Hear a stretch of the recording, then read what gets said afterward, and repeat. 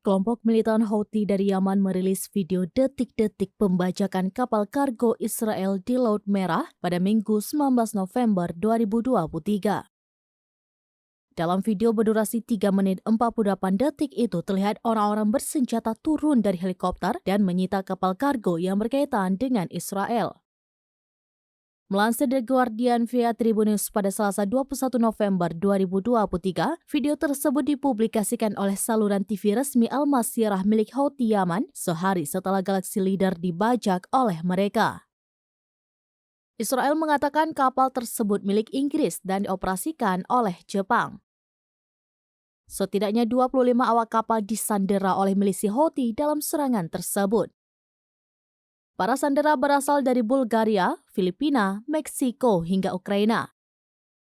Kelompok Houthi Yaman menegaskan pihaknya akan terus melakukan serangan dengan target kapal-kapal di perairan internasional yang dimiliki Israel. Houthi mengaku tidak akan menghentikan serangan sampai Israel menyudahi invasi brutalnya di Gaza. Pembajakan kapal oleh Houthi Yaman ini juga dibenarkan oleh kantor Perdana Menteri Israel Benjamin Netanyahu. Kapal pengangkut kendaraan Galaxy Leader ini bergerak dan berafiliasi dengan miliarder Israel.